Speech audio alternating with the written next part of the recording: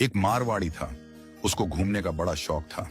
अब वो घूमते घूमते एक ऐसे राज्य में चला गया जहां पर क्या था, हर 5 साल में राजा चुना जाता था, पर चुनाव का तरीका अनोखा था। एक हाथी आता, सूंड में माला लेकर, और सबके बीच घूमता था। जिसके गले में वो माला डाल देता वही राजा बनता था। अब क्या हुआ, हाथी आया माला लेकर, थोड़ी देर इधर उधर देखा और जाकर माला इस मारवाड़ी के गले में डाल दी। मारवाड़ी हैरान, अरे भाई, मैं तो घूमने वाला आदमी हूं, ये कहां फंसा दिया।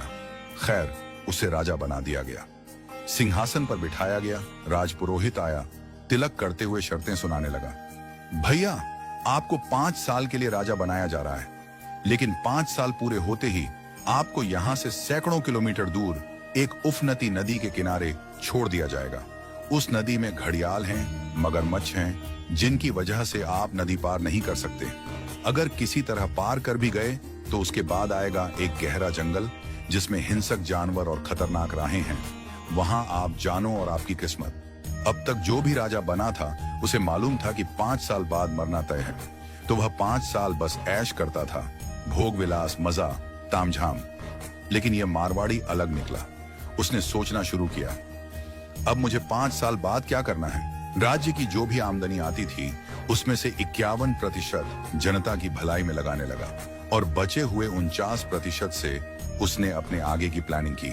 पहले साल उसने नदी पर एक पुल बनवाया, दूसरे साल उस पार के जंगल को साफ करवाया, खेती के लायक जमीन बनवाई, तीसरे साल वहां सड़कें बनवाई, लोग वहां बसने लगे, गांव और मोहल्ले बनने लगे।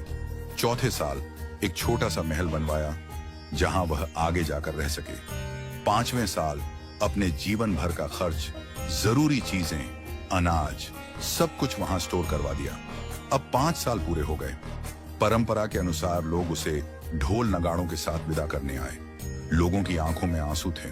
कहने लगे, ऐसा राजा हमने पहले कभी नहीं देखा। वो राजा था मारवाड़ी, शांत मुस्कान के साथ सबको प्रणाम किया और उस पुल पर चढ़ गया जो उसने खुद बनवाया था। लोग अवाक रह गए।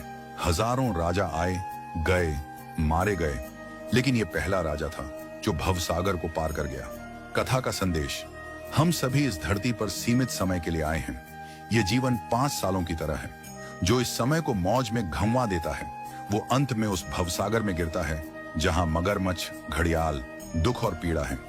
लेकिन जो जीवन का उपयोग अच्छे कर्मों, जनसेवा और प्रार्थना में करता है वो इस जीवन से परे उस पार पहुंच जाता है। तो आज ही से भवसागर पार करने के लिए अपना पुल बनाना शुरू कीजिए, ताकि जब आपका कार्यकाल समाप्त हो तो आपको भी सीधे ठाकुर जी के पास बैकुंठ में वास मिले और आपके अच्छे कर्मों की वजह से आपको हमेशा के लिए याद रखा जाए।